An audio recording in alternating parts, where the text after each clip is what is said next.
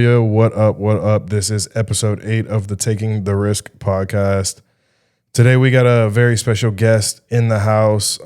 He's one of my favorite photographers in, I don't want to say the Northeast Ohio market because he's a lot more than that. He travels, he does multiple things. He has been a staple in my eyes for the better part of 2 going on 3 years, I would say. Ladies and gentlemen, please help me in welcoming to the podcast, Nick Telerico. Yo, hit it. Yeah, Let's go, man. I got the right one. I need some horns in there too, man. If we can get some, let's spam it. I didn't hit the crickets this time. Oh my gosh. No, I appreciate it, man. This is exciting. Have you been on a podcast before? Absolutely not. Oh, that's not a good thing. I would have figured your work has brought you on multiple podcasts by now, but I've always wanted to be on one. I can talk someone's head off same very easily, man. This is that was my biggest issue is I have to learn how to let the guests talk because it's about you guys, not me. Yeah, hopefully I don't make clip farming too difficult for you, when we start going through it. Nah, I think we should be fine. You and I both can carry conversations very well, so I think we'll be fine. Yeah. But how you doing today? How's the drive? Oh, horrible, of course. I mean, at least I avoided Route 8. I hate that highway with my life, except the fact that Swenson's is there. But no, it was fine. I mean, I didn't realize that you were down here. Oh, yeah. And you make the drive every weekend, multiple times during the week to Cleveland. So. Summertime, it's like 4 to 5 times a week I make the drive. Yeah, it's crazy. And I mean, partly the reason why I live downtown right now. Like I was in Aurora, but even a 40-minute drive to go and, shoot events on the weekends, maybe multiple times a weekend, it's like, no, I'm good. And then you got to pay for the parking and all that. So. I used to actually live up on West 6. I used to live right across the street from Ivy. There's a building called the Hat Factory. It's like right next to the parking lot. Yeah, I used to live up there when I was 22. So 8 years ago. Yeah. No, I know some people that are in there. You may park in the same garage as me then. Yeah. Like back in so the day, it was the same one as around the corner. It was very treacherous. It wasn't as fixed as it is now, which is saying something because it's not that fixed. Nothing's. You get the whole industrial warehouse experience when you live right around West 6. Then apparently they'll upcharge you for that. When they got, even in the places you live, you got nails in the brick walls, and they're like, "Listen, that's art. That's it's decor. It's decor. It's the history of Cleveland. It's manufacturing. Yeah, it's nuts. I mean, I feel like you have to do it. Be downtown maybe for a little bit, especially if you're in nightlife. But at some point when you're like, you either establish yourself or there's consistent work. You grow out of it. You got to get out of there, man. Yeah. Like I'm only 2 years in. Yeah. And I'm extending my lease right now till next April. And I'm like, oh my gosh. Well, good luck with that. On an interesting note, I actually learned why all of those like industrial buildings are getting popular and why contractors are like going after those and making all those apartments. They get free money from the state to do that. Like it's like historical shit. Like if somebody buys the Rockefeller building and there's like millions of dollars that need to be renovated and somebody goes in and buys it, the state will give them money, but they'll be like, yo, you have to keep some of the original essence. So if there's like a 100-year-old like chandelier, like they have to keep every crystal of that chandelier to get the money. They might actually be doing something soon there. There's a couple photo spots that I shoot at, like just outside, like kind of towards West Bank, that semi-industrial where the only traffic that goes through there are, concrete trucks or something. Yeah. But I've been hearing from some people they're going to throw like a hotel over there in some area, but it's like, I'm sure they're getting funded a ton. There's one of the studios I shoot at, the main one, it's called the Foundation Forge. It's like an Asia town. It's like off East 40th, I think. But it's owned by James Douglas. And I don't know when it was officially purchased, but a family used to live there, but it's historical. And wow. I think there was some funding that went into that. And it's like, it is a fortress of a photo studio. And it's where we had the Good Sets event. It was like I was going to say the Forge. Foundation Forge. Yeah. And so you get guys like Owen and AJ that's where they're based out of. And it's that's a completely different, like that's the working space where I feel like a industrial loft is like, you collaborate there and you don't really live there because, you know, you can hear everything. Maybe that's why you can collaborate so easily. But when you live in a building like I do and that you're familiar with, you collaborate with your neighbors unintentionally, you know, footsteps and you got an extra scoop of sugar. It's like, I don't know, but I've actually met some great people in the building. I got a buddy that just moved in next door to me, and I brought him to the last Good Set shoot. I was gonna say you introducing to him. You seem like a pretty cool dude. Yeah. So it's like it's super random. Like, how do you even like? What are the odds of that? Like having a guy move in next to you that's graphic designer and photographer on the side. That's how you know it's meant to be. Yeah. Like that's actually a segue into a question I had, which. It kind of skips like my whole thing, but fuck it, we're just gonna flow with it. Yeah, dude. How did you know? How did you know photography? Like, was there a certain moment that you were like, "This is my thing"? Now, granted, you do have a day job that is like your main focus, and that is your career. But on the creative side, you do photography. Like, was there a certain moment you were just like? Yo, this is it. I love this. So I am such a YouTube head. I love YouTube. Same. It's been my life. I am now controlled by Google. I pay $13 a month for premium because it is absolutely amazing. Yeah. It has changed my life. But I've always been just, you know, I mean, every day just watch YouTube, and there's a lot of creators on there that, I mean, it was even before I owned a camera. I started watching, I mean, for the photographers out there, there's someone called Peter McKinnon, and he's like the pinnacle. Yeah, like the OG of photography tutorials, Lightroom tutorials. He really was like he made the level of entry into photography so easy, just because of the way he formatted his videos, and he made it exciting. He made it fun. But I'm talking like I used to watch PewDiePie all the time. Like I'm talking like maybe not even related to having a camera in your hand. Yeah. But there was something about it that I just loved, and like the fact that this is something that these guys and girls were able to do, you know, for a living. And you know, I kind of pair it with, you know, I don't even know like when it really started. 2019 was like 2018, 2019 was when I got my first camera. And it was a Sony A6000 from Costco and a kit. Oh, that's what I'm using. Are these A6000s? 6400s. Or A6400s, yeah. So it looks pretty similar to this. Yeah. But like, you know, when you guys see the boxes over there, but yeah, it came in like, it was the A6000 with a wide lens and a zoom lens. But you know, like from where I am now, like looking back, like I'm like the equipment is completely different. Oh, but yeah, of course. It was really exciting, and I'm like taking this camera with me on family vacations. I was a swimmer my whole life. And 2018, 19 was when I started that was my first year of college. And during winter breaks, you know, once I got this camera, I'm like, I want to go take photos of my swim team. Yeah. I know a bunch of people on that team. That'll be fun. And, you know, they would love pictures too. Yeah, they love pictures. And so like we had a parent that was taking photos on the team, but you know, when it's like one of your own, it's like one of your boys, it's like, it's so much better. And like your true self comes out. And so I started doing that, and man, those photos are trash, dude. I wouldn't say, I'm one of those people, like I'm very hard on myself. But I never say that anything in an artist's journey is trash. Yeah. It's just more unfinished than their current stuff. And I think me laughing after I said that is like but it wasn't when I took those. Yeah. It was maybe the most exciting thing. It's the best thing ever that has ever happened to me with a camera in my hand. Yeah. Up until that point. Yeah. And like to see people's reactions of me taking a photo. Yeah.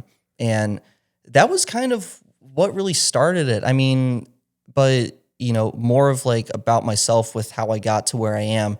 I'm a music head. I love music. It's my life. I've been involved with it since a very young age. I'm like before I was even 10, I was my dad's roadie for his bands. I didn't know your dad was in a band. So he plays in a band he's in a country band right now called Southbound, and they play at Welcome to the Farm. Okay. So he plays there quarterly, I think, in all the past 4 Father's Days. Yeah. It's really, it's all crazy, but. So you're in there doing the free shoots. Oh, of course, man. You know how it is. That's the only free shoot you do every year. You know how it is. And I even before that band, there were some other ones that he was in, and it was kind of in the Chagrin Falls area. That's where he kind of established himself, like with some of these bands later on. But yeah, I'd haul in all the speakers. Yeah. Everything with my older brother, and it's just how it was. And it'd be like on a Saturday at like 1 p.m., 2 p.m. and he's a drummer. I was going to ask. Yeah, I was going to say, did. I didn't say that. Yeah, he's the drummer and he runs sound. So, and he's got all the lights. Yeah. Everything. Yeah. And like, he's got some all JBL like big subs with a pole for his PAs to go on, and like 4 monitors, all this stuff. Yeah. You amass it over years. I mean, you're learning that. You amass a bunch of cameras and lenses, and it just keeps coming.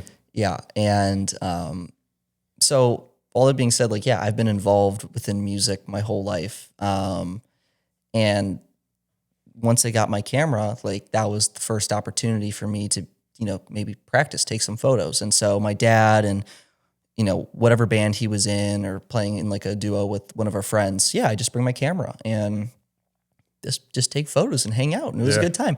And it was free work. And it was like that for 2 to 3 years, from 2019 to like 2022. You learn best with no pressure. Yeah, exactly. And it's people I'm familiar with. I mean, it's family. And it's like, like there's no better feeling than like doing something for your family and like, creating that bond and seeing the smile on their face and like the excitement.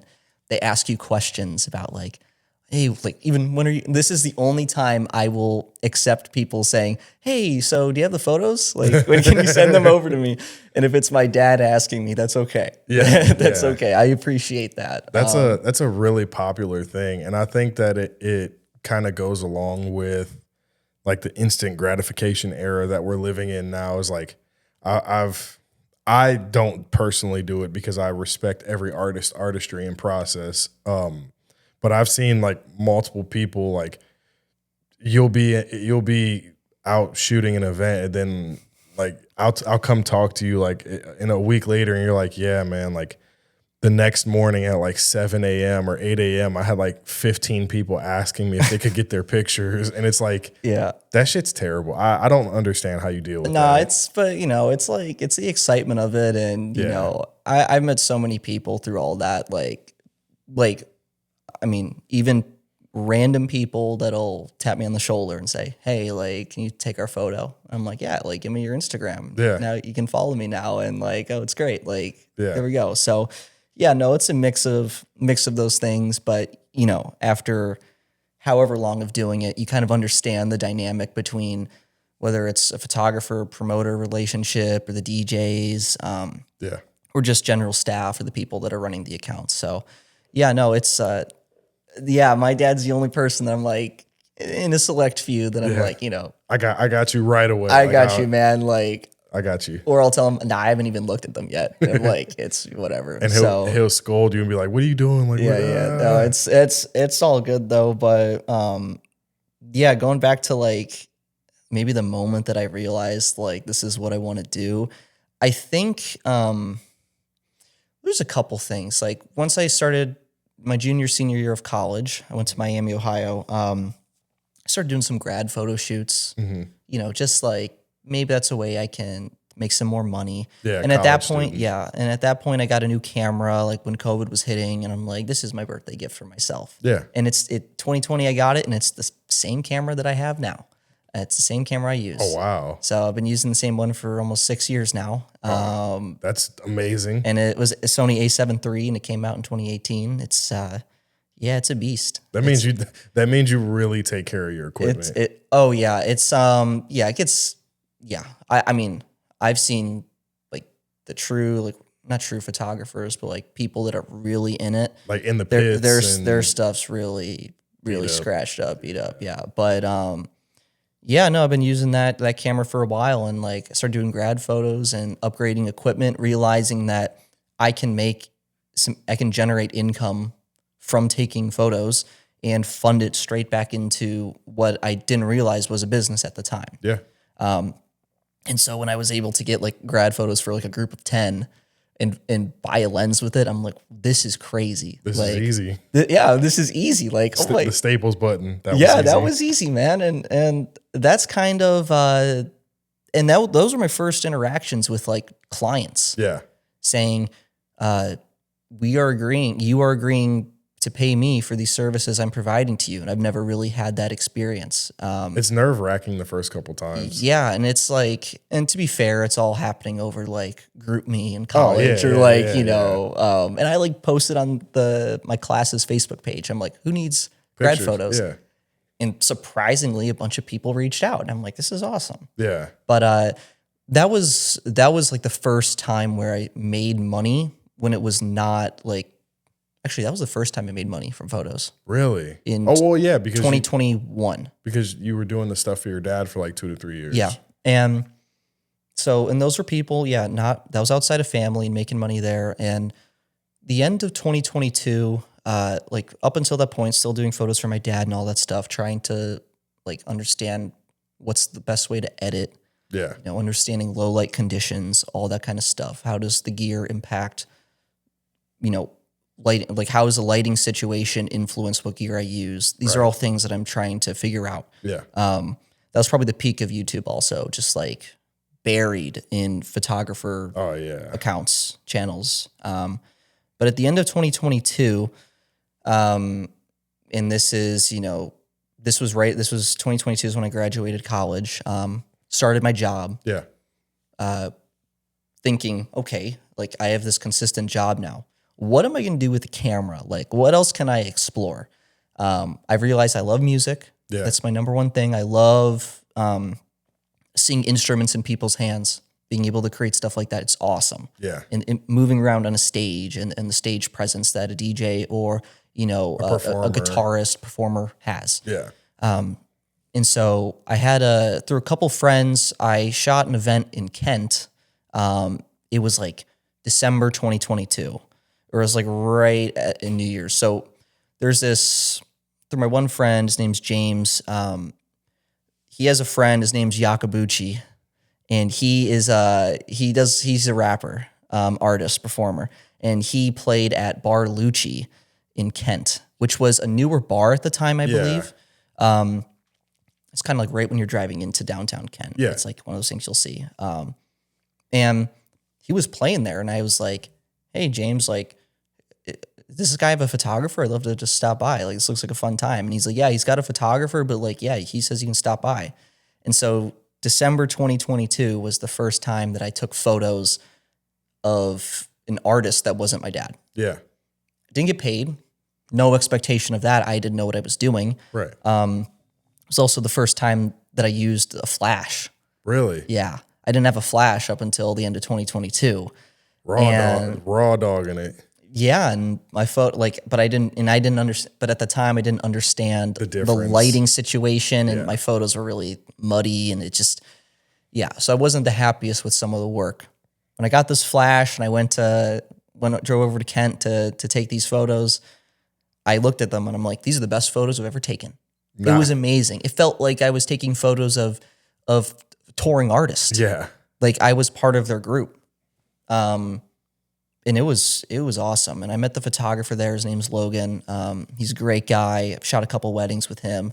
But when that happened, I realized I need to do more of this. Mm-hmm. I need to be taking photos in front of people with microphones, drummers, all this stuff, and actually take it seriously. And that propelled me then to, man, there's the timeline is crazy. March of 2023, it was kind of out of nowhere. I was getting dinner with my family in Aurora, and my fiance, who's my girlfriend at the time, she texted me and was like, "Hey, I know this guy from Aurora. His name's Daniel. He's in a band called Disco Fox, and he's playing at Welcome to the Farm. Maybe you could take photos of him." Yeah. And I'm like, okay. She's Why like, not? she's like, I saw his mom post on Facebook that he's playing. I'm like, okay. So I DM him, and he responds to me like 30 minutes before the show, and he's like, "Yes, please stop by if you can." Yeah.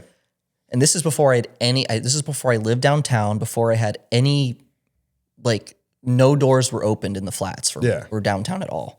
And I just get up, I go home quickly, drive downtown, pay for the $20 parking or $30 parking maybe on the weekends. Ugh. And it takes me 30 minutes to get into the farm because the bouncer doesn't know me. I got my backpack, all this stuff. He's like, "Who are you?" Blah, blah, blah. And take photos, and it's the best photos I've ever taken. Yeah. Even better than the first ones I took a couple months ago in Kent. Now it's a larger production. We got lights, we got strobes hitting them. The artist is standing out. There's a crowd that's like 10, 15 rows deep. And I'm like, oh my gosh, this is awesome. So many different variables. Yeah. And there's no greater feeling than feeling excited after a photo shoot and wanting to instantly get onto your computer. Yeah. Yeah. You know, like, or, you know, something exciting happens and you want to share it. You want the world to know about it as quickly as possible. Yeah.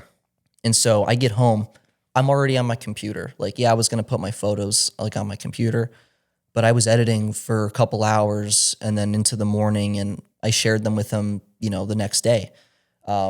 He loved them so much. He's like, "You got to come back the next night." Yeah. Because the headliners do 2 nights, like Friday, Saturday nights. And so I did that as well. And, it was crazy. There's a ton of luck in where I got to now. Obviously ability, but like the timing was impeccable. Yes. And so where it all led from there was, I had a friend who's now my friend. He was a photographer at the time, who was the resident photographer at Forward. Yeah. At Forward nightclub. He ended up moving to Chicago. Mm-hmm. There was an opening at Forward for a photographer.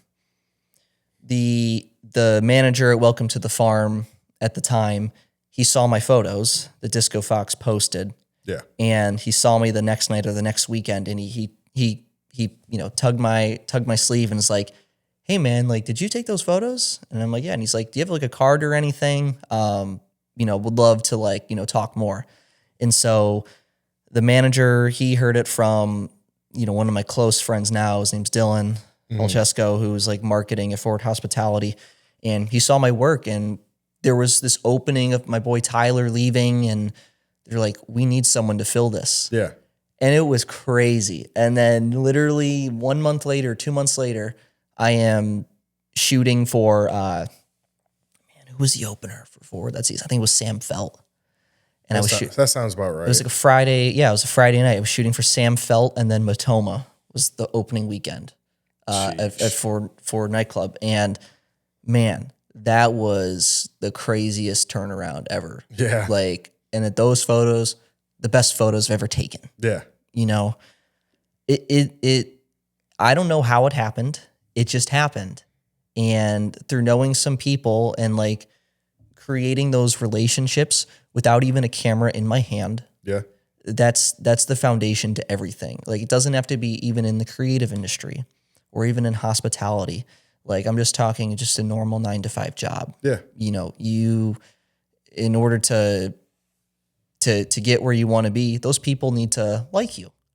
And they should, you know, if they look at you, they'd be like, "Do I want to work with this person like for the foreseeable future? Can I hold a conversation with this person? Are they enjoyable to be around?" Yeah. And so that was some of the work that was just put in, and having that foundation of connections. It just, you don't know when it's going to happen, when people are going to get lucky. Yeah. I think that's the nature of the creative industry, music. When's my break going to happen? Yeah. I always say things don't happen for you when you want them to happen. They happen for you when you're ready. Yeah. Like, and there's no telling of when you are actually ready, and you are never the judge of when you are ready. It's more along the lines of when your work is ready, if that makes sense. No one's ever ready. Yeah, no. I'm sure when, starting a family, All right. like that's the extreme.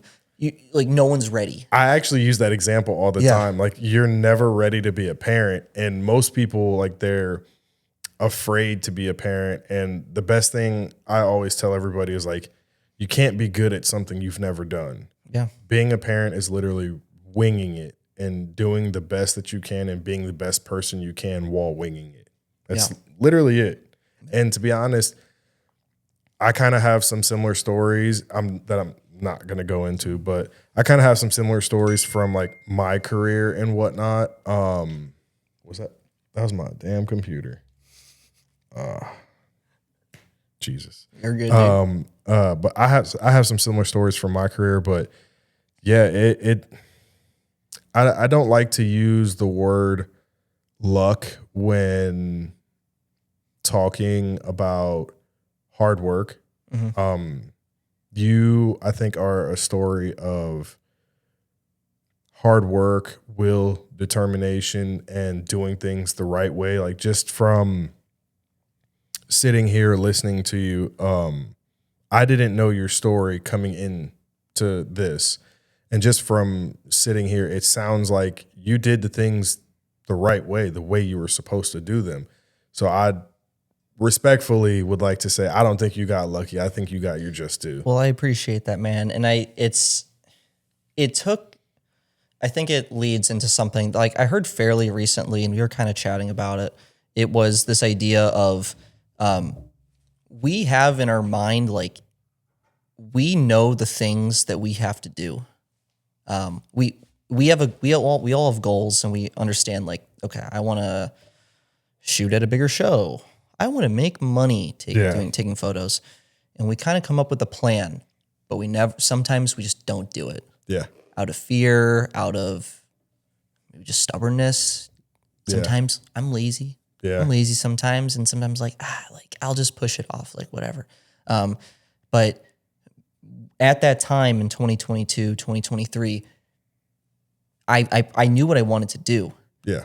And what it took me, like what got me to where I am now, is I sent those messages. Yeah.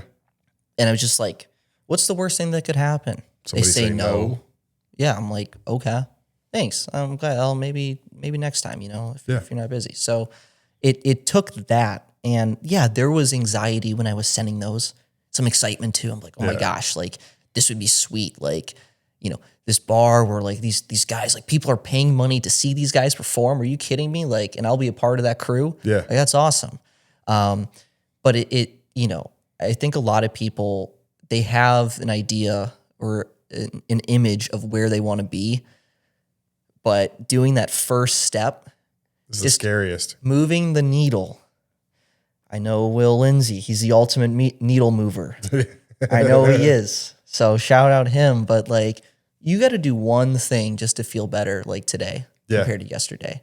That's how I was raised. My granddad always told me, do one thing a day towards your goal, and eventually you'll get there. Yeah. Like there's no telling how long it'll take, but eventually if you take one step a day, you're going to get to your destination. Yeah. And it kind of speaks to like the popular phrase of today's time of like, get 1% better a day. Yeah. So. Yeah. And, there's the 10,000 hour rule as well. I'm still not at 10,000 hours.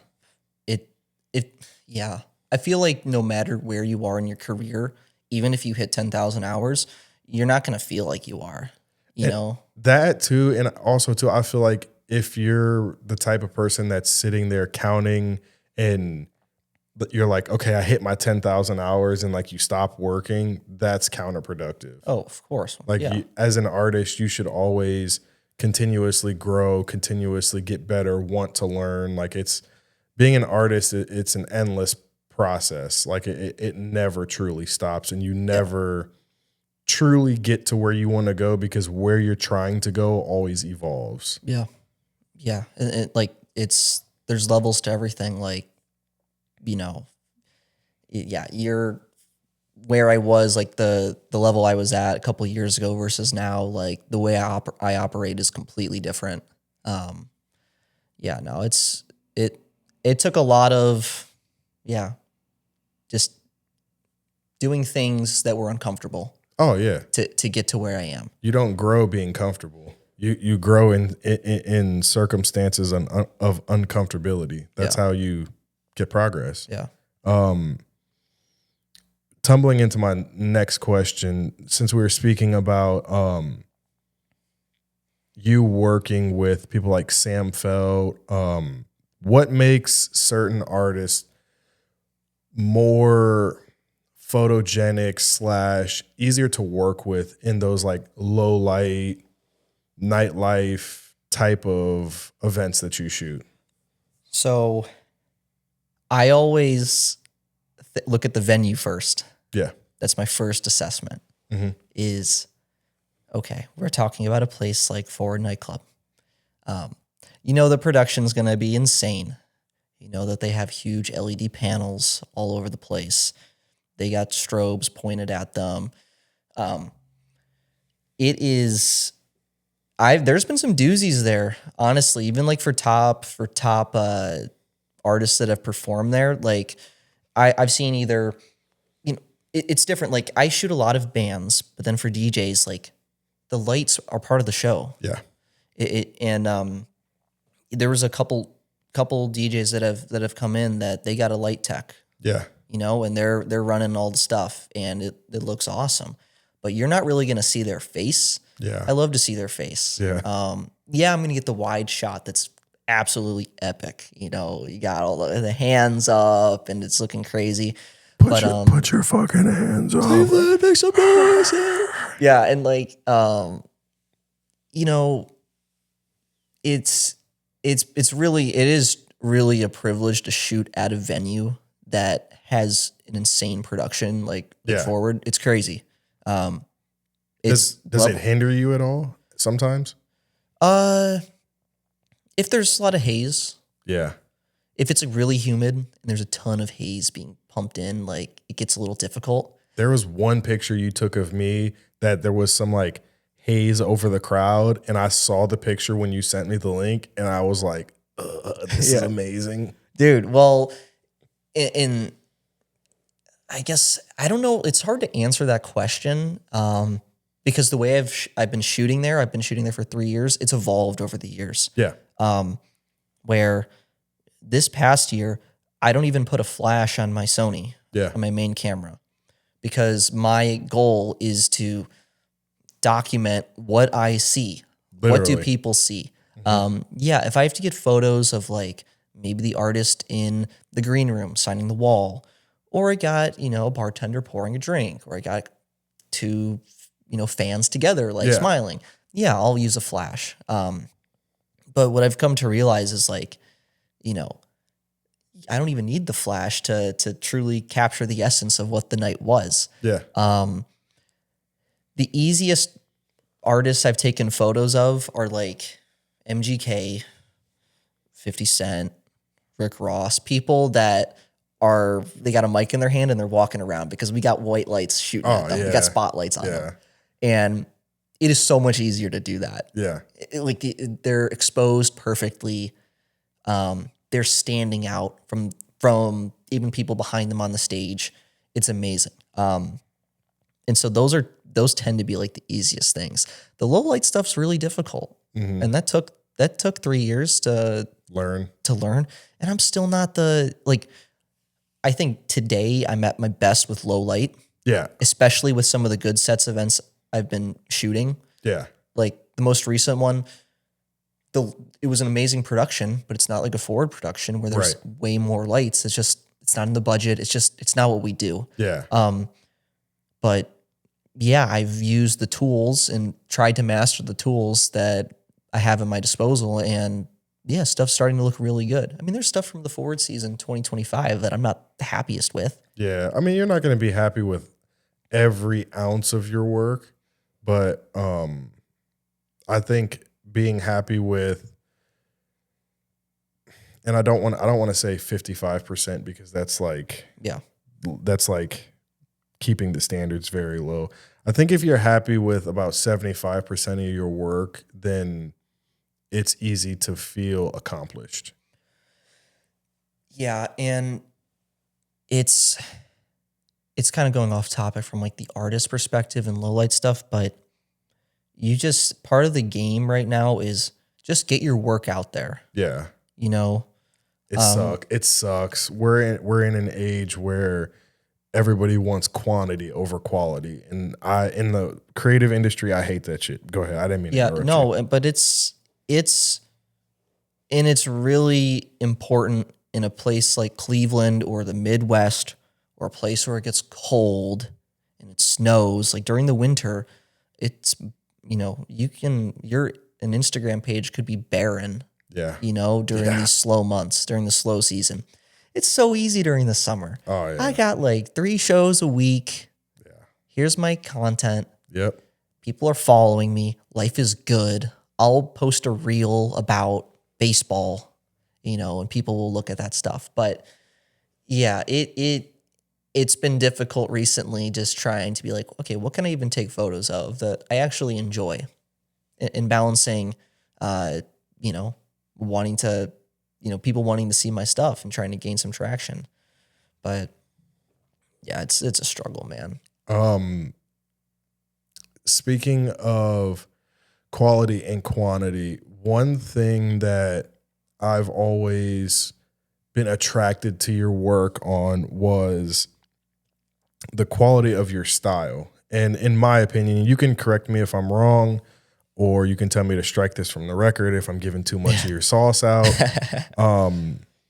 My interpretation of your work is that it's always been prided on angles and emotion. Mm-hmm. And like I said, correct me if I'm wrong, but all of your work that I've seen, like it always seems to be at the perfect angle. It always seems to be at the perfect moment where there's so much emotion coming out of whoever you're taking a photo of. Now I think it's safe to call you an experienced photographer. How do you find that moment, like that during a night? And for me to explain to people out there what I mean by that moment, there has been times on the forward stage where I've been standing next to like the performing act, and Nick will be right there, and he'll take a picture and he'll be like, fuck yeah, that's the one. Like, yes, I got that. And then he'll show me, and I'm just looking at him like, dude, like, how the fuck did you know like that was gonna be it? Yeah, those are funny moments. And I don't know how I forgot about some of those things, but they're funny reminders where it's like when I shoot these events, I become like a different person. I'm kind of wired. I'm kind of squirrely. Yeah. I'm like, I think the key is you cannot stand still. Yeah. You have to move the entire show. I don't care. Like, I've seen you sweat. I sweat bullets, dude. Yeah.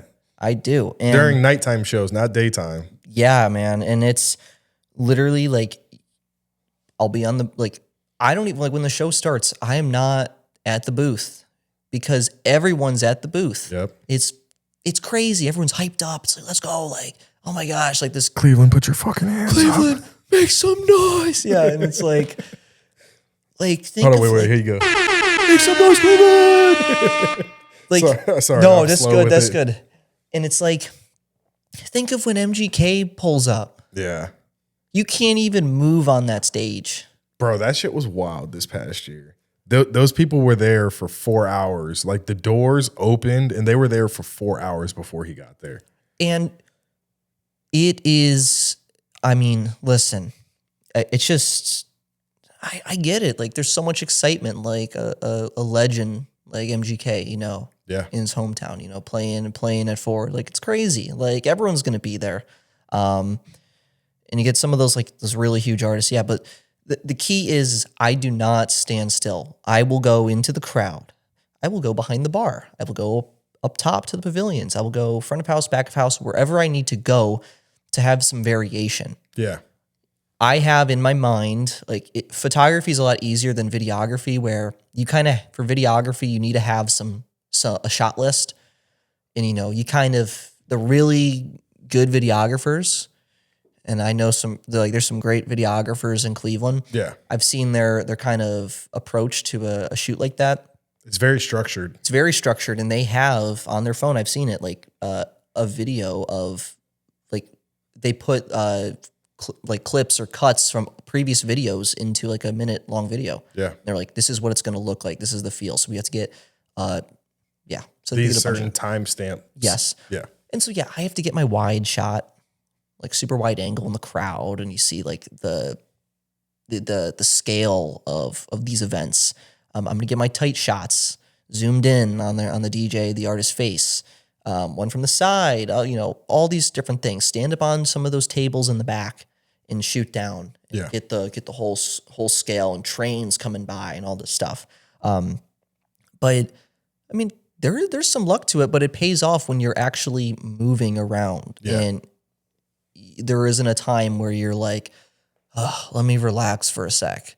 Yeah. Depending on the artist, I will do that sometimes if I'm just like jamming. Like I remember the Timmy Trumpet show in 2024 was my favorite Forward show I've ever seen. Really? It was the best thing I've ever seen, ever. It wasn't the DJ Rich headlining show last year? Absolutely not. No, I'm joking.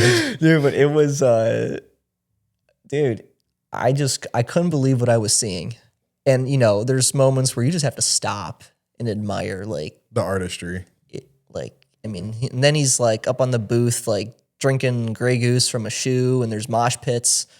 I've never seen anything like it. And so there's moments where I have to stop and just take it in. Controlled chaos. Yeah, controlled chaos. And going back to like getting that shot, like that moment. I remember 2024, 2023, I didn't shoot the MGK show. I shot it 2024 and 2025. But in 2024,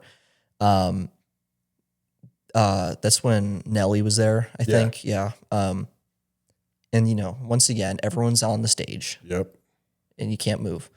I couldn't get up. I couldn't get onto the stage because there were too many people and security, private security. It just wasn't going to work. I hate artist security. And there was a ton of cameras too. Like there was even cameras in the way. Like it feels like every for shows like that. Oh yeah. I don't blame anyone. Every camera is there because it's a night. We talked about that at the Waka Flocka show this year. I was not there for that. It looked crazy though. I swear you were. I was not. Yeah. What show was it? But there was one show where we were talking about like how it's probably MGK. I wasn't at Waka Flocka. It looked like a nut house there, man. It was. There was a show where we had a discussion about how every camera in the state of Ohio had just randomly popped up that night. Yeah. It might have been MGK. Yeah, I think it was just because, you know, it kind of naturally becomes a part of MGK Day. Yeah. In like, you know, if you have credentials for that, it's kind of fine. And like, but all that being said, like this year was the same as or 2025 was the same as 2024. And that year, I just went right into the crowd and I had my zoom lens on and was taking some great photos. Some of my favorite photos to this day. But there was one photo that I took that MGK started going to the side to the pavilion and climbed up one of the like gazebo things, the wood structures, you know, like the left side of Forward, like where bottles are. Oh, yeah. The cabanas. Cabanas, yes. He climbs up onto the top and is up there, you know, rapping, doing his thing. Yeah. And there's some lights pointed at him. So you can see him. And I'm like, oh my gosh. I run over if I'm facing the stage, I run over to the bar on the right. Yeah. And I'm in the bar. Yeah. So water side. Yes. Okay. I'm shooting up at him, and he's like this, and Key Tower is in the background. He's perfectly aligned with Key Tower. Like Key Tower frames him in. Yeah. He's in there.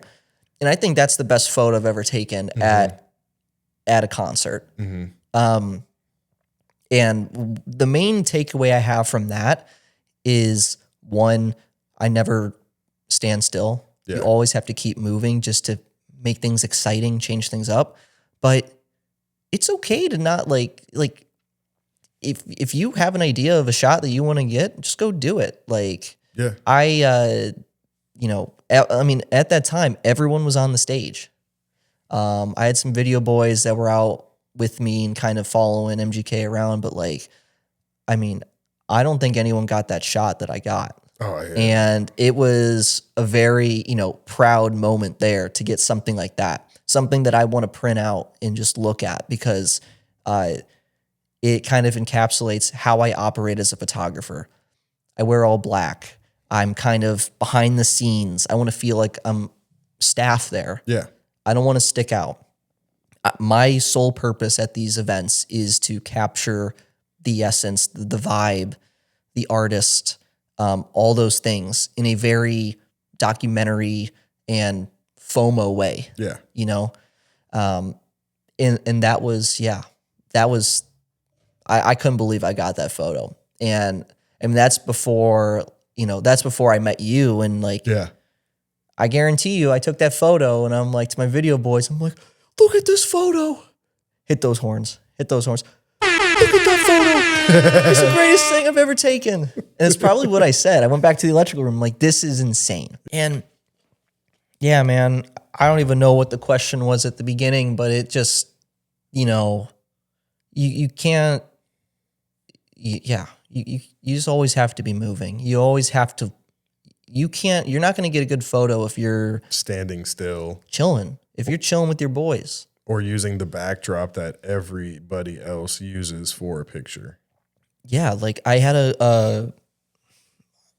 it's not my story, but James Douglas, who owns the Foundation Forge, he was just sharing. He's got a bunch of great photos, portraits, but he was telling me a story about in 2017 when there was one of the eclipses happened, and every camera in the world is pointed up. Yeah. He saw that as an opportunity to do a portrait of this girl like in a pool lounged out, and used the eclipse as his source of light. Oh, wow. And had this amazing portrait with the reflection of a pool, and it was mood boarded out and it was planned. But it's like, that is photography. Yeah. You can go on Google and find the eclipse. Yeah. Go on Google and find the picture of MGK like standing on the stage, and everyone's like, yeah, you see the crowd. But it's much more difficult to, like, I don't know what it takes like in one's mind to think, I'm going to use the the moon going past the sun as my light source, as a tool. Are you kidding me? Yeah, I've never heard of something like that. That's true artistry. And it's like, yeah, because there's people that take better photos than me. Like, there's people that will take better photos of the eclipse. Oh, I mean, there's always somebody better. Let's do something different. Let's make things fun. Let's maybe risk failing, Speaking of failing, have you ever, moving around in crowds and not standing still, have you ever had any like horror stories of like gear failing on you? Not horror stories for me, but my good friend Tyler Glassnap, who was like the resident photographer there. Yeah. It was actually at the Matoma show in 2023. Some photographers don't wear like any wrist straps or which is wild, neck straps or anything. But I'm not dogging on my boy. He is my boy. I look up to him as a photographer. But yeah, he got bumped into and dropped his camera, and he was shooting Canon at the time, and yeah, he snapped his, I think, 24-70 lens right off his camera. Yeah, he was pissed. It was bad. And the insurance stuff gets really tricky. Yeah. Because you're in an environment in which you can damage things. Yeah. It's high risk. Yeah.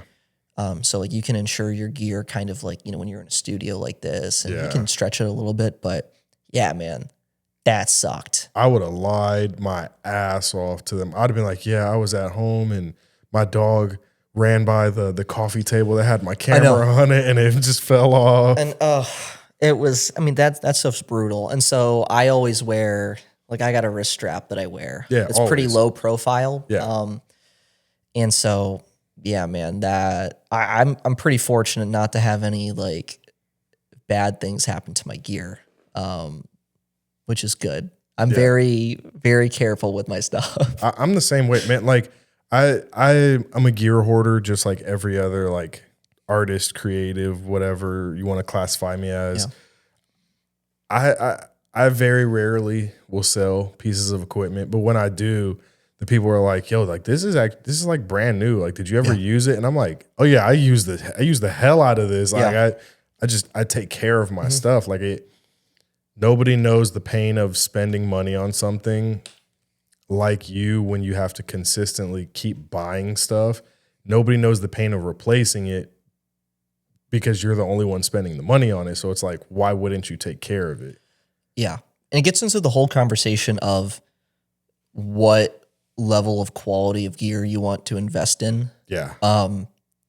I've kind of learned it from my dad where it's like, if you could spend, if it takes spending a little bit more money to get like the best thing, do it. Because it's like, why buy something twice?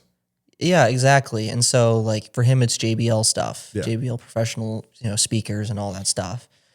And so, he's got his guy at Sweetwater Sound. Oh, and he kind of sometimes has some gear sent to his office instead of home because my mom's like, she's sick of seeing all the boxes. But I'm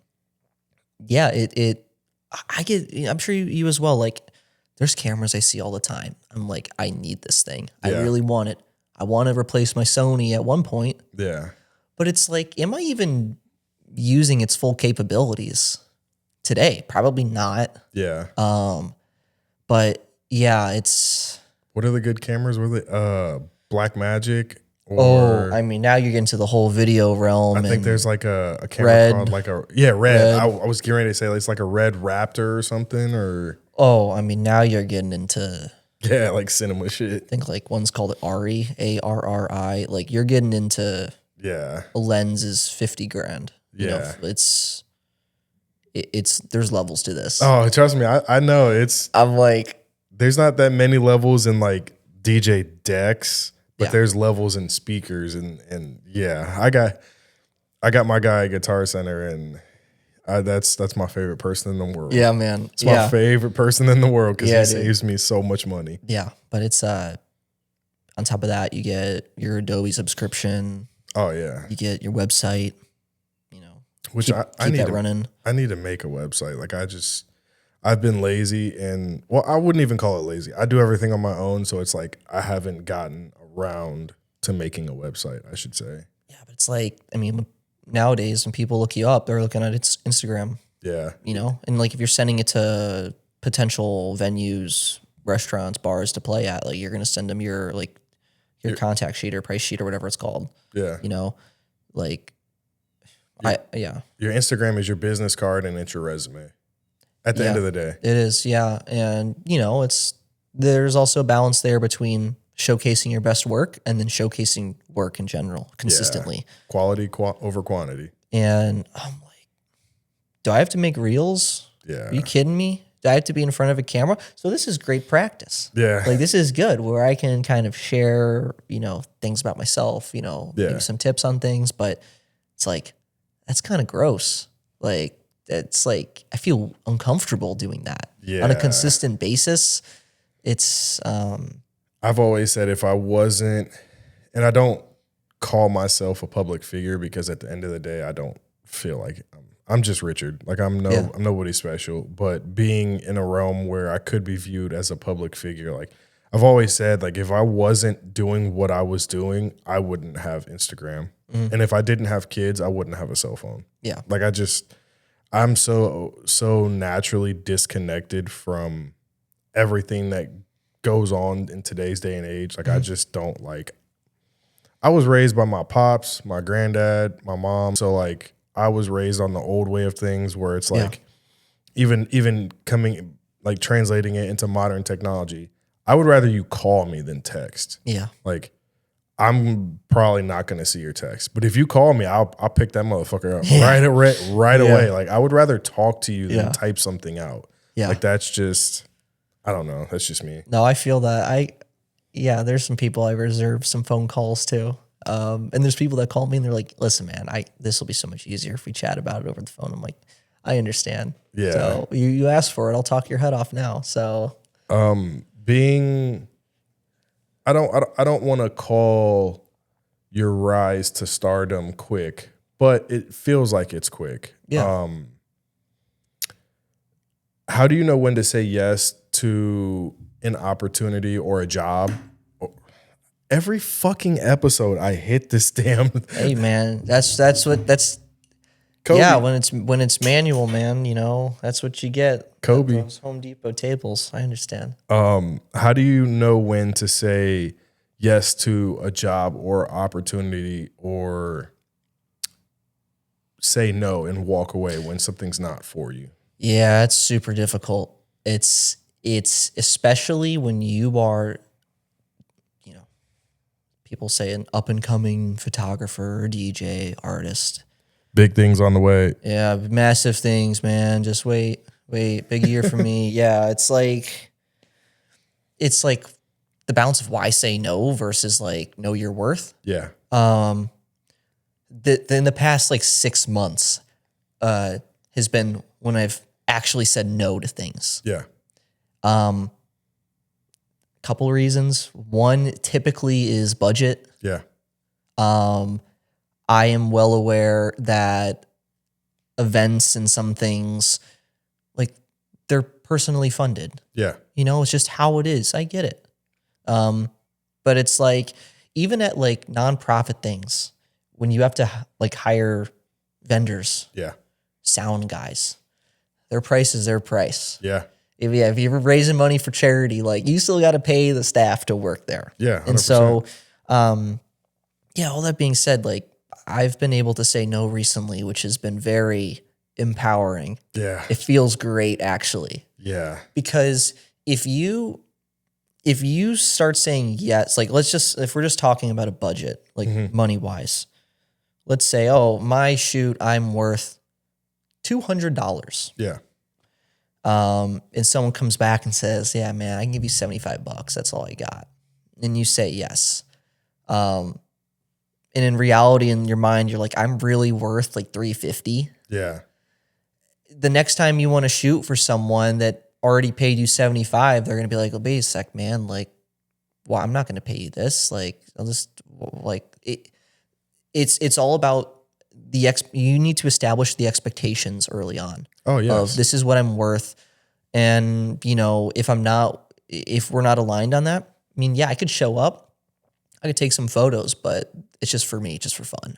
I'm so happy. I'm so happy that was your answer because I literally put out a clip like 2 months ago of me saying almost the exact same shit about DJs and how free DJ work is hurting the DJ economy more than guys know.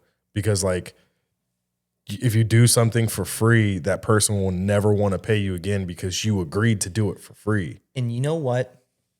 I guarantee you there's DJs, there are photographers that will pay, like a photographer, they will pay for a media pass to shoot somewhere. Oh, yeah, 100%. And DJs will pay a ticket to maybe perform. Yeah. These are things that happen. There's nothing stopping a venue from hiring people that will pay them to perform there. Oh, 100%. This happened to my dad before in myself with just like, you know, this is a great opportunity for you. It's called getting paid with exposure. Yeah. You know, this is great exposure for you. You're going to meet a lot of great people, all these things. Yeah. If it's good exposure, I'll just show up without my camera. Yeah. I'll just chat and meet some people. Similar to when I brought my boy Devin to the Good Sets thing. Yeah. Super last minute. And I'm like, hey, you want to go? And he's like, can I bring my camera? I'm like, yes, of course, man. I met him without a camera in his hand. He was wearing like a big, Yeah. like Carhartt jacket, and he had it like strapped behind him. It was like under his hoodie or something. Yeah. I didn't even notice he had a camera with him until like halfway through the event, where he like whipped that bitch out like a pistol and was like, yeah, he's got, yeah, man. He's got quick draw on it. Dude. oh yeah. and it's like, you know, it goes back to the conversation of like people reaching out to maybe someone like you saying, please give me an opportunity. Yeah. I don't even know you. Yeah. But I'm up and coming and I would love to play here.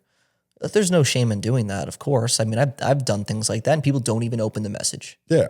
I've done it before too. But it's taken a lot of yeses in the past to be able to say no. Yeah.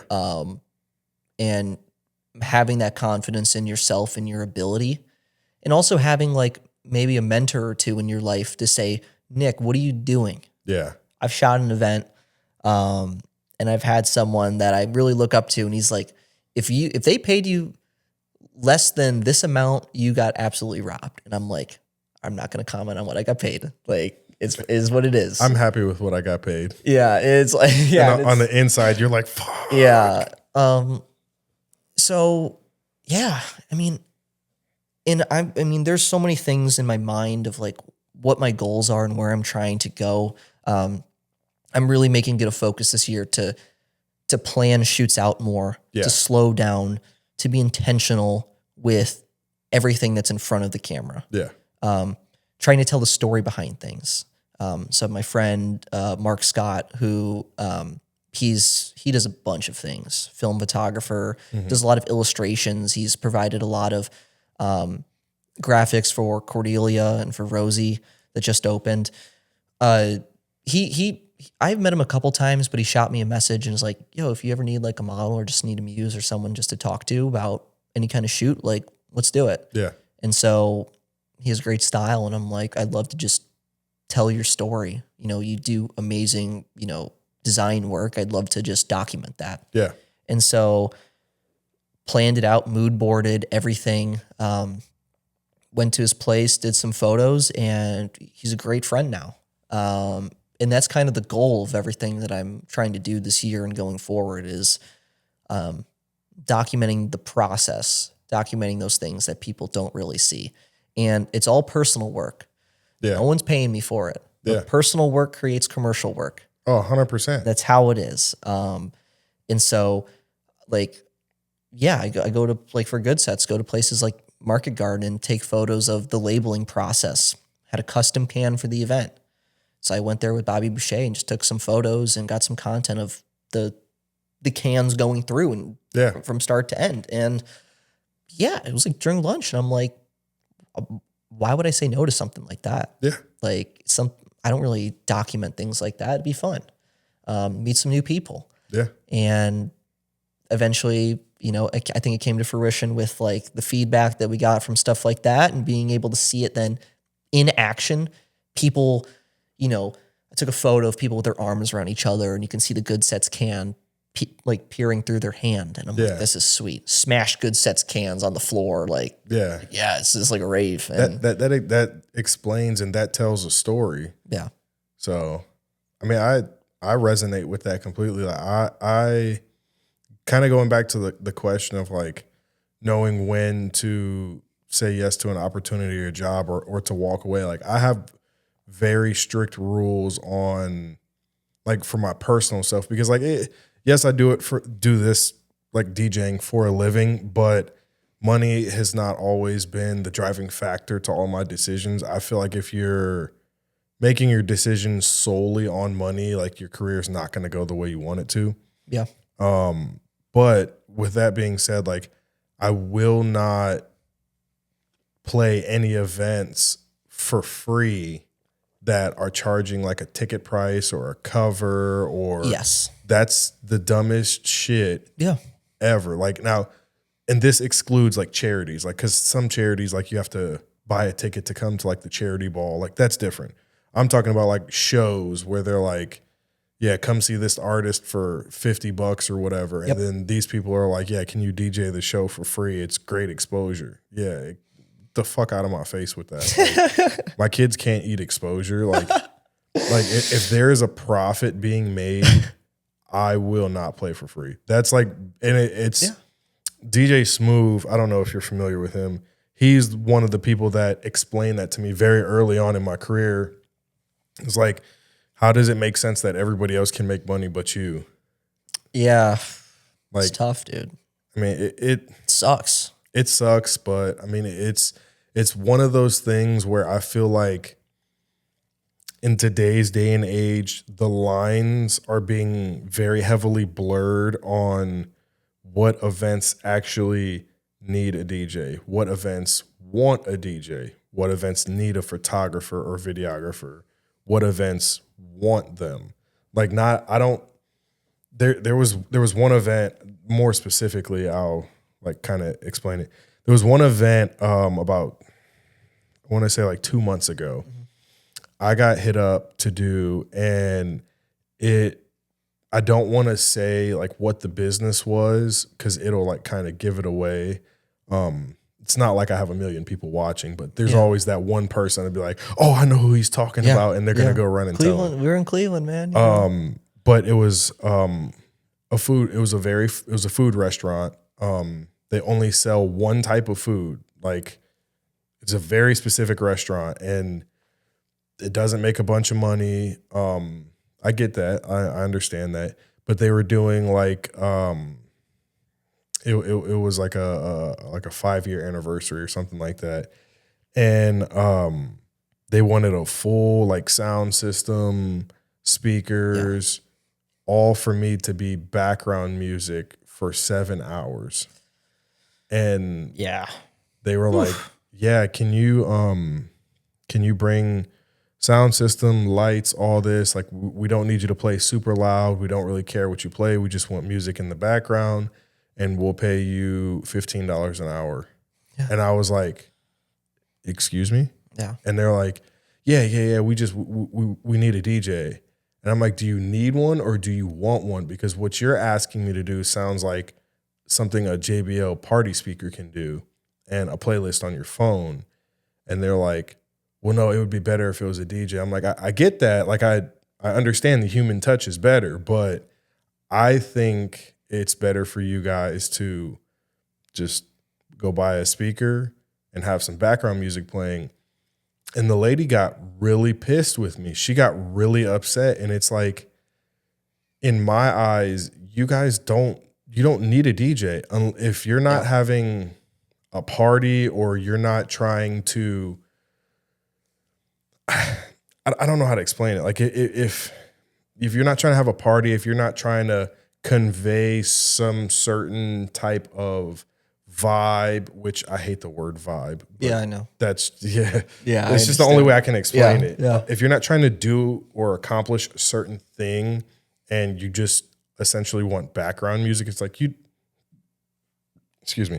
don't need a DJ.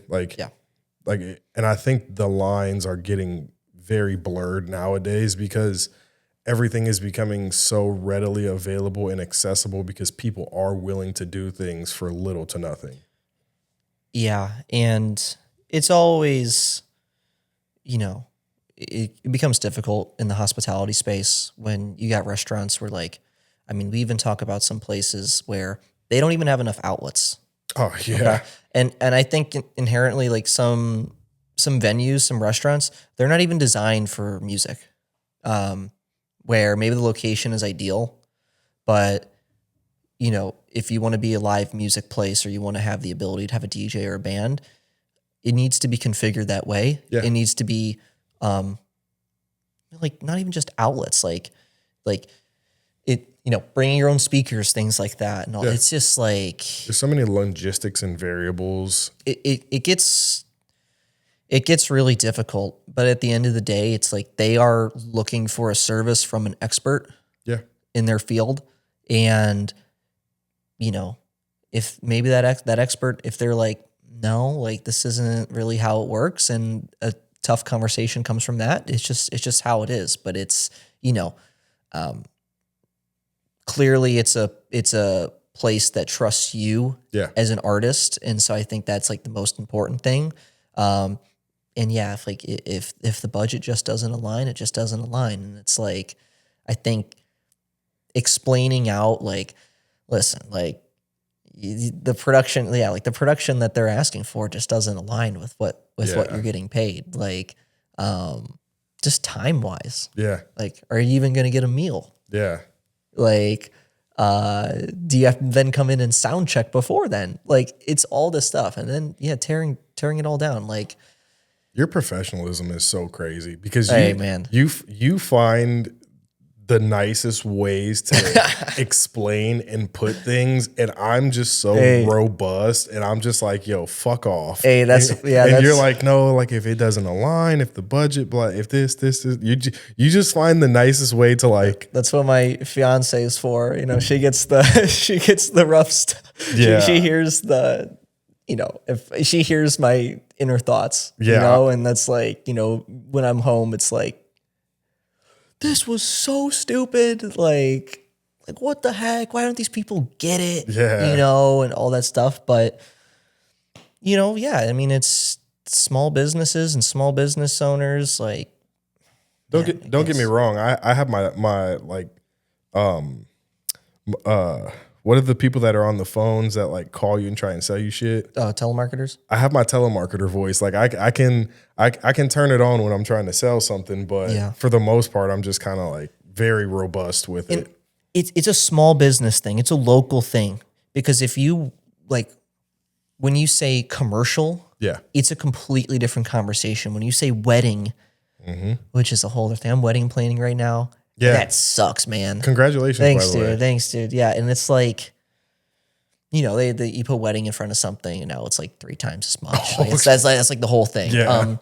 But when you put commercial in front of something, it's already an expectation that there's going to be music, and it's going to be really good. Yeah. There's going to be a photographer and potentially a videographer, and they're going to get well compensated. Because it's not a person paying you, it's a line item on their expenses. It's it's budgeted in already. I shot for my first taste into commercial work was 2024 at the Huntington Convention Center. There was it was called ASAE. I don't know what it stands for, but I shot for the city of Baltimore. There were stands there, like booths of different cities, like Visit Pittsburgh.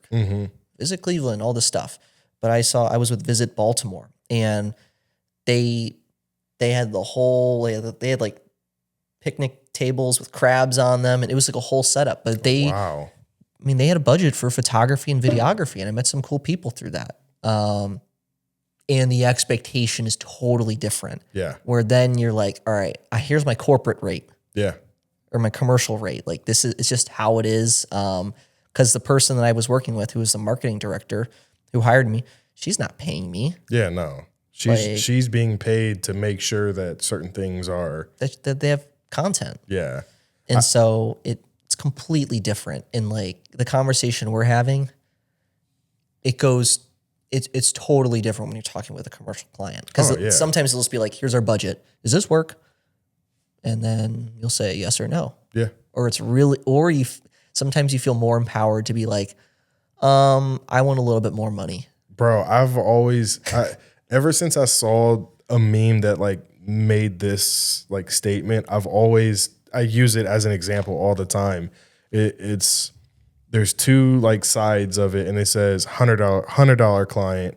I hope you understand the investment I'm making with you. Like I really need you to like be on your A game and do this and do that and blah, blah, blah. I need everything right now. And then it says $10,000 client wire sent. And that shit is so true. And there's some good memes with like videographers where like it's your $100 client and then you make the video and they're like, can we change the song, please? And like, that's the first thing they ask. Yeah. They ask for the song. And it's brutal.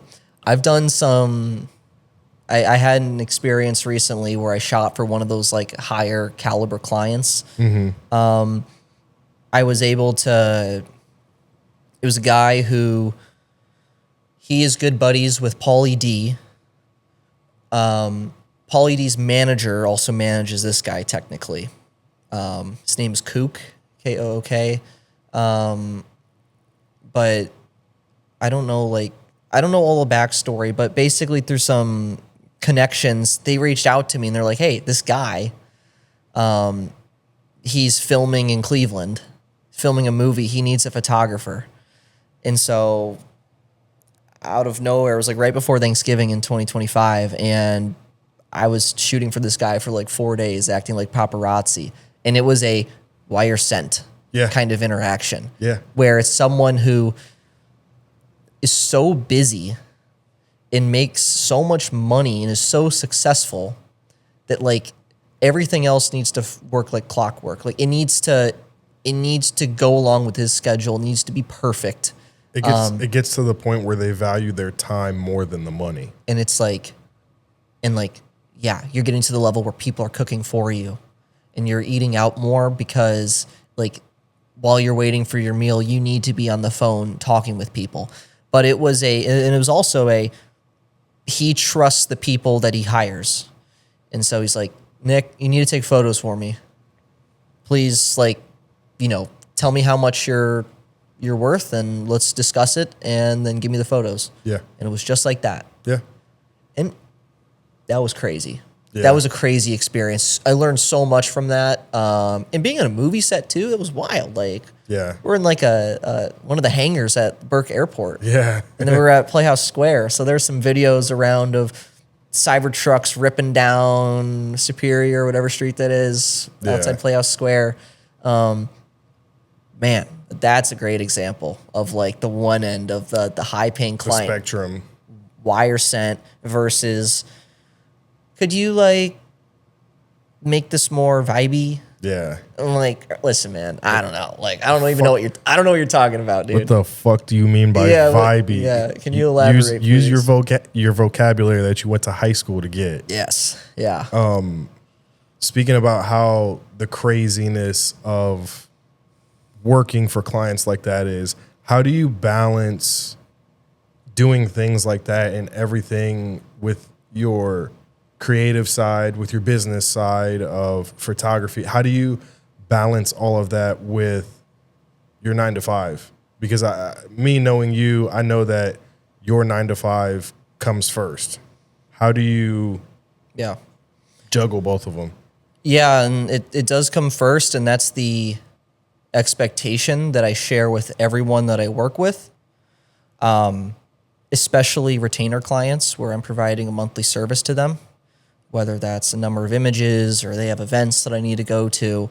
It is the first thing I tell people, because if everything photography related fails, I will be okay. You know, the money that I make through photography is meant to fund photography. Yeah. It's meant to go into my gear. It's meant to maybe pay for some travel, things like that. If clients won't pay for the travel, all that kind of stuff. And it really, most of my work for my 9 to 5 is remote. So it does give me some flexibility as to like, you know, let's say I have an evening shoot or something. I can work wherever I want really for my 9 to 5. It's not an issue. Yeah.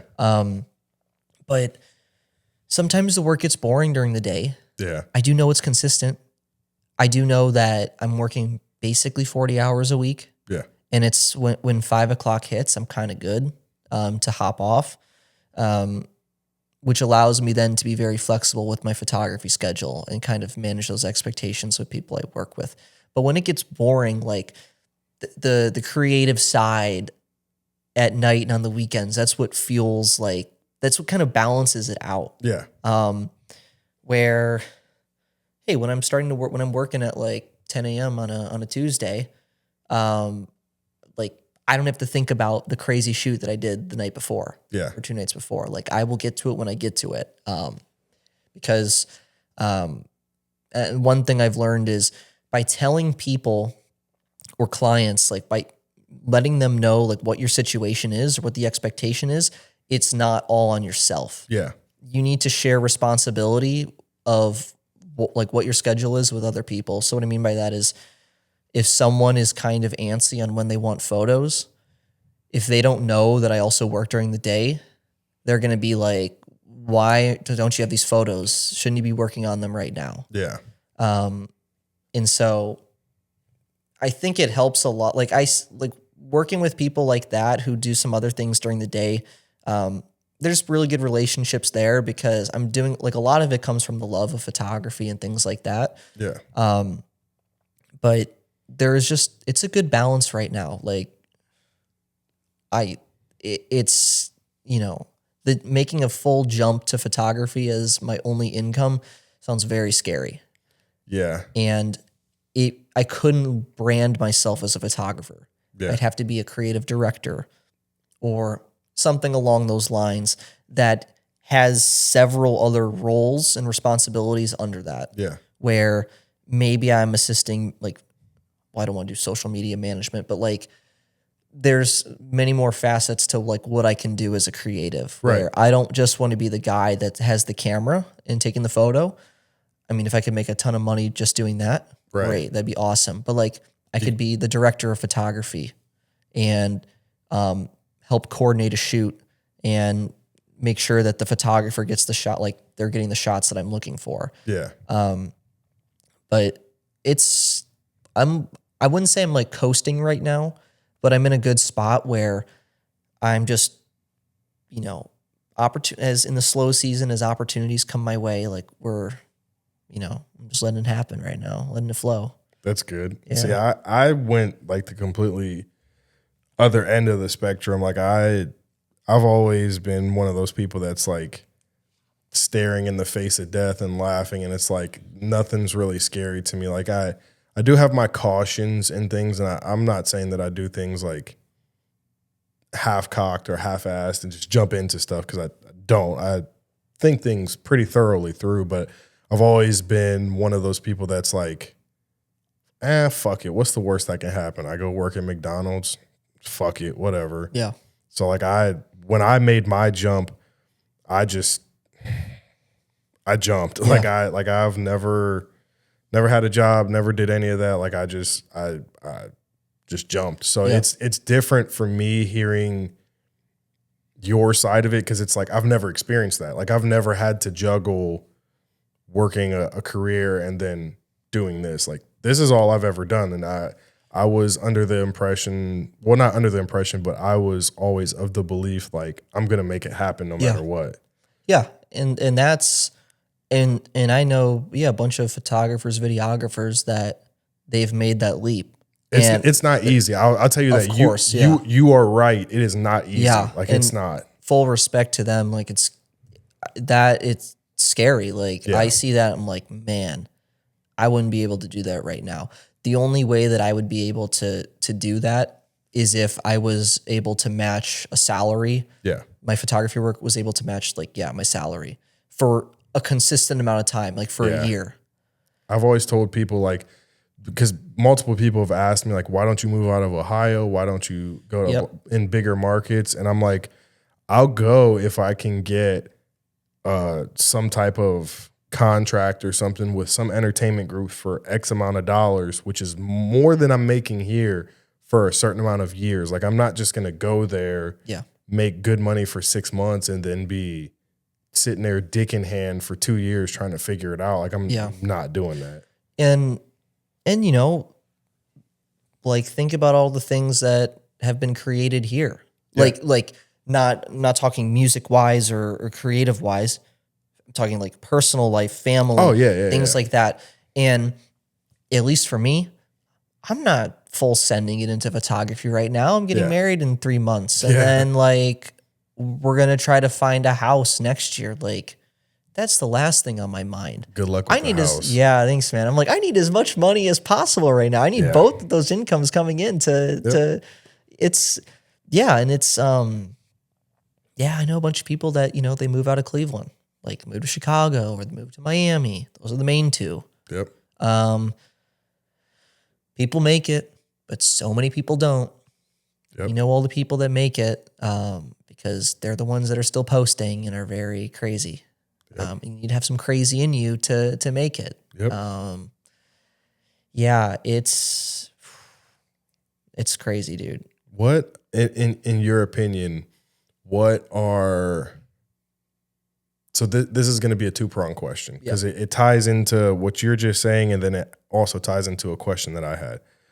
What are some of the characteristics or pieces of crazy do you think that people need to make it in this industry, whether that be on a local level or huge like commercial level?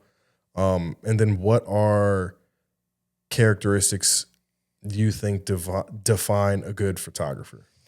Okay, so for the first part, just in general, for anyone that's small business owner, entrepreneur, I heard this, I heard it from someone I look up to a lot. His name's Bobby Rudder. He's one of the partners of Forward Hospitality Group. But he said in an interview, the quick answer is better than the right answer. Yeah. If someone is reaching out to you for something, or, what I mean to say is decisiveness is what makes you money. Yes. That screams confidence. That screams, I know what I'm doing. Yes. I am the expert. It puts you in the driver's seat and it gives you credibility to whoever you're interacting with. And so that is something I'm trying to work on a lot, which is like people reach out to me and maybe I don't respond to them as quickly as I should. Mm-hmm.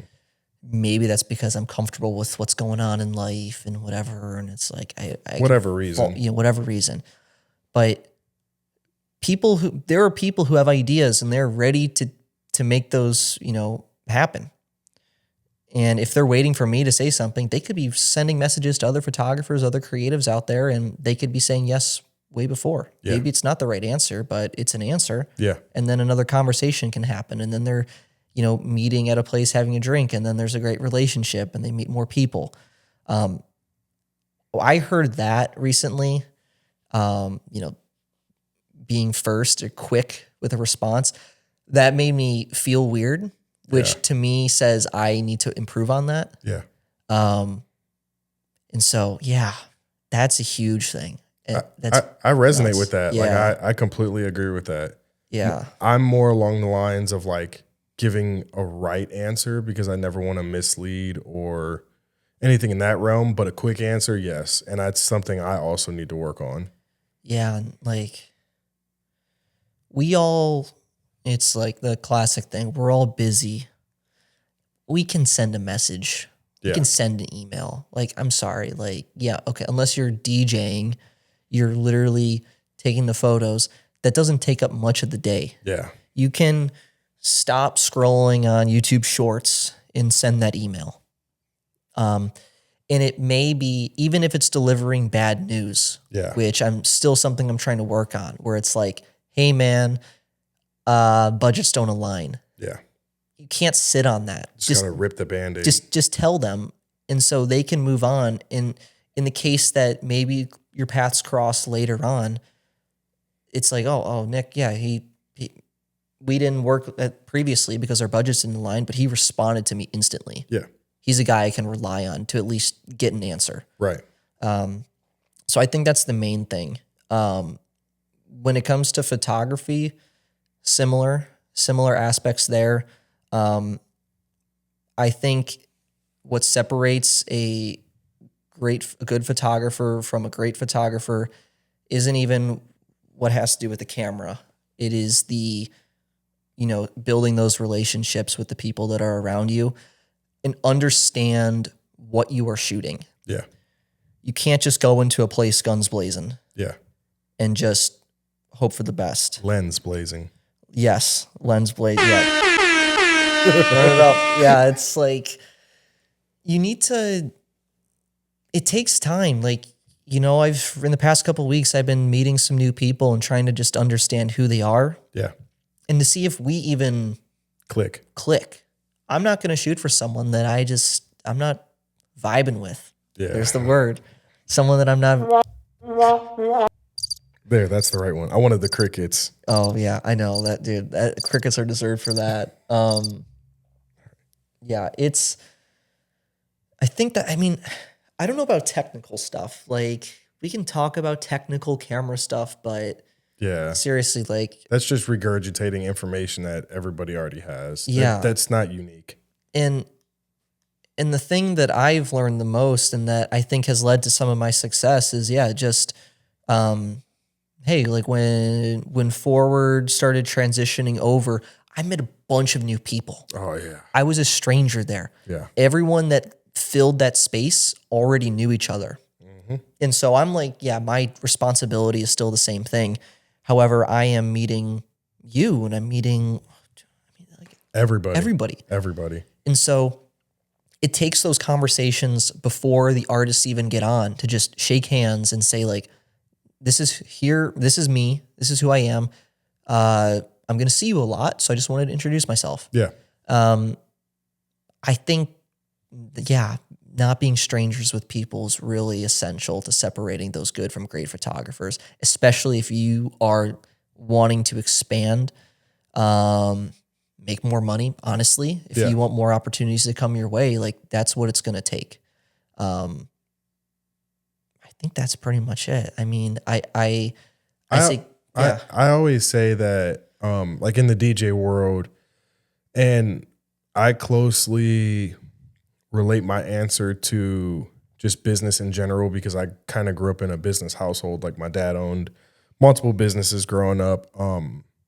I think that two things that separate people in any industry are your head and your heart. Mm-hmm. If your head and heart are in the right places, it'll take you to the right places. If your head and your heart aren't in the right places, then things they're not going to work for you. They're not going to happen as you would want them to happen. Like I feel like being a good person to your core does more for people's careers than they realize, because I've seen, and I think you can relate to this. Well, you might, I don't want to speak for you. I know a lot of other people can relate to this. You might after I say it. Yeah. I've seen people where I'm like, yo, how is this person in this position? Like their work is not up to like where, and granted, it's my opinion of like where I think the standard should be. Yeah. But their work isn't up there. Like, how are they here? And then I meet them and I'm like, they're an amazing person. Like people are wanting to work with them for them and not just their work. Yeah. So that's always been my opinion. Yeah. It's, there's a lot to break down with all that. I think first, I like to call myself like a very curious learner. Mm-hmm. And I think that's another thing that could separate like the good from the great from the good photographers is like 100%. The learning, you need to be in it all the time. You can't really stop. I'm not talking just watching YouTube videos. Go buy a book. Yeah. Like the continuous curiosity. Go get some, there's great deals around. Like there's this publication called Tashin. You go get some photo books. Mm-hmm. Go get some like art, like purchase books full of art. Maybe you don't even know what it is. Yeah. Maybe there's something in there that you could see that's like, wow, that's cool. I didn't know someone could create something like that. Yeah. That's the first thing. There is someone that I don't know what to call him. Like he's kind of a host of a show. His name's Dr. John Deloney. He's part of the Dave Ramsey group. Dave Ramsey being like financial advice, things like that. Oh, the dude, the older guy, glasses, and he's always like, "Oh, you got a $200,000 car with a $40,000 salary." Gosh. Yeah, I know you're talking about. Okay, yeah. So, but his empire in a sense of his company. There's a guy named John Deloney who is more on the not counselor, but he's like a therapist in a way. He's on the mental side, nothing financial related, but there's so much. Like people call in and they're like, here's the situation. And it goes into a whole lot of stuff, like really terrible situations maybe happening at home and things like that. But he gives a lot of really good advice on how to interact with people. Okay. And so it's kind of taught me a lot with outside of business, just from a people perspective. When you have an issue with someone, maybe starting with I statements, not pointing the finger and saying, you are doing this. Start with, I feel this way because of blank. and it would make me feel better if we did this. That's one of the things that I heard that really stuck with me, especially, planning for a wedding and all that, like thinking about life, like how to keep the household, which is supposed to be the center of the world, that place of stability. And the other thing is, you need to, if you see someone that's doing something great, you should go tell them. Oh yeah. Like, you could say, wow, he posted a great photo. Like, I'm not talking like, yeah, you can swipe up or you can like their post. Go call them. Yeah. Just, next time you see them, say, dude, that post you did or that comment you left for me meant a lot, and I really appreciate it. Thank you very much. Yeah. Like, that made my day. I don't think enough people do that. I feel like it's very transactional right now. Yeah. It's like, I do this too sometimes. So I'm calling myself out. But someone, DJ posts something, I put the graph, the chart, we're going up. Yeah. We're going up, man. There's no stopping us. But like, maybe go, like, just challenge yourself and go out of your way to say, hey man, like, that track you made was awesome. Yeah. Like, I'm playing it a lot right now. I really hope you get to, show this music to the world. Yeah. On a bigger stage. So that was very eye-opening to hear that. I'm like, dang, I don't think I do that enough. Yeah. And why not? I have all these good things to say about people, but sometimes I don't say it. Yeah. It's hard. It's hard to break the monotony of the industry we're in because you just get caught in moving so fast that you are just doing whatever is the quickest. So it is hard, but I definitely agree with you.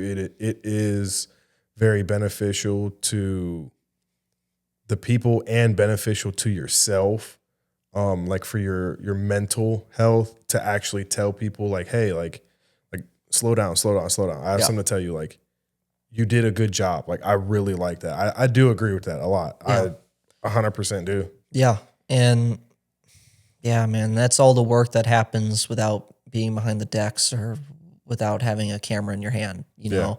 And so making time for those things is extremely important. It's something I'm trying to work on, where it's like even meeting with someone before a shoot and just getting to know them a little bit better. Yeah. And pointing out some things that were maybe made myself curious or things I appreciated. So coming up here, we have, well, not coming up. You officially have the record for the Taking the Risk podcast longest episode. Yeah, I knew that was going to happen. Yeah, no. I'm gonna be honest with you. I kind of knew it was going to happen too, because we always have great conversation. Like, even when I'm seeing you in passing, like while you're working, we always have great conversation. So I kind of like, I knew coming into the episode, I'm like, yeah, this is going to be, I drank my Pepsi beforehand. I'm like, let me get wired, because I know this is going to be a very fruitful conversation. Yeah. My last question for you, and then we'll wrap things up here. Yeah. Where do you see yourself in the next 2 to 3 years? Like, where is a goal that you would like to see yourself, or something you would like to see yourself achieve?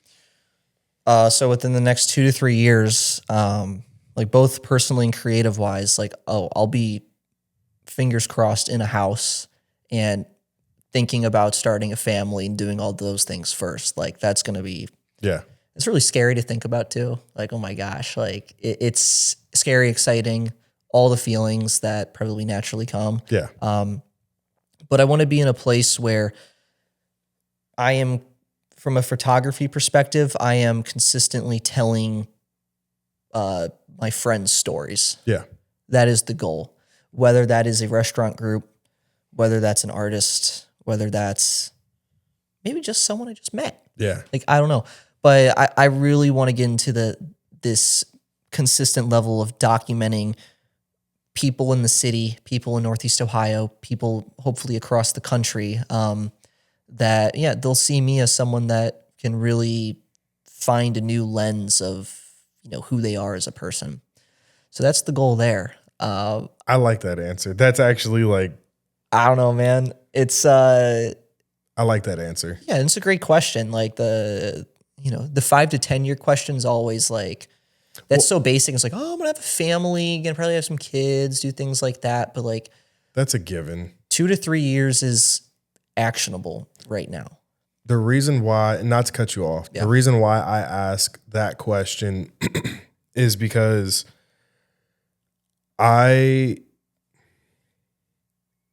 it's safe to say everybody that I have on the podcast, I care about to a certain degree. I care about your work. I care about you as a person. Like, I like you guys as people. I like your work. Like, however you want to like wrap the basket of me caring about everybody that's on the podcast. Like, I care about everybody. So my reasoning for asking that question is accountability. So I can check in like, hey, like, are you really still like, are you one step a day towards your goal? Like, are you happy? Like, that's more so the reason, not for everybody to be like, oh, big things coming. Like, that's not the reason why I asked the question. It's for accountability reasons, because I'm one of those people that's like,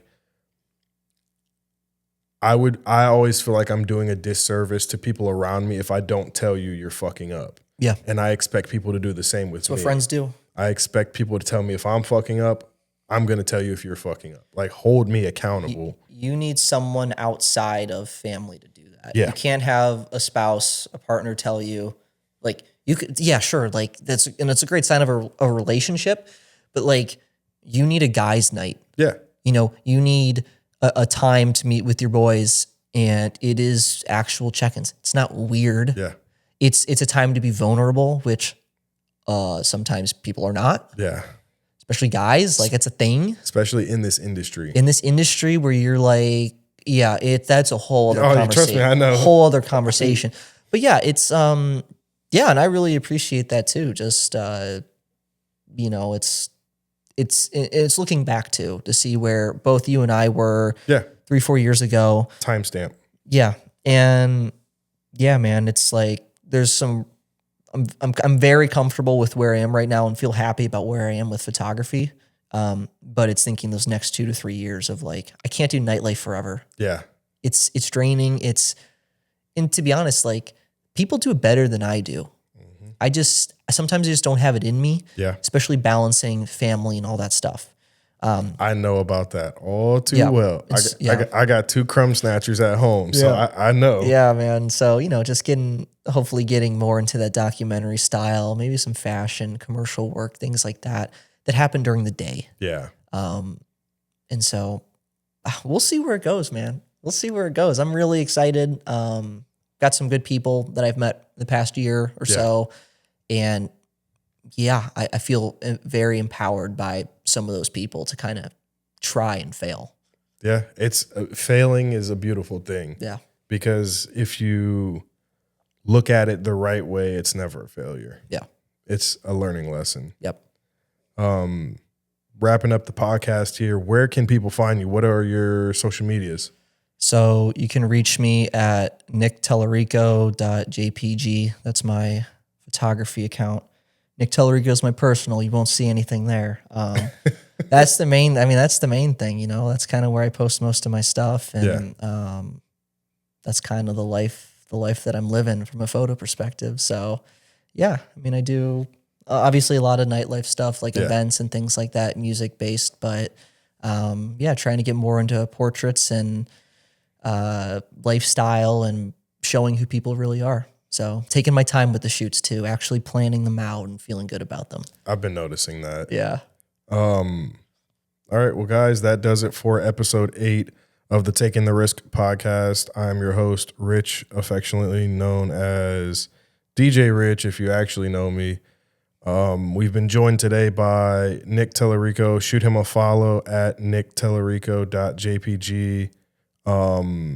If you don't know how to spell Telerico, number 1, you're an idiot. Number 2, it'll be in the bio and in the captions and everything. So he'll be tagged too. So shoot him a follow. Appreciate you guys for tuning in. Peace. Oh my God, bro, every fucking time. I need some horns too.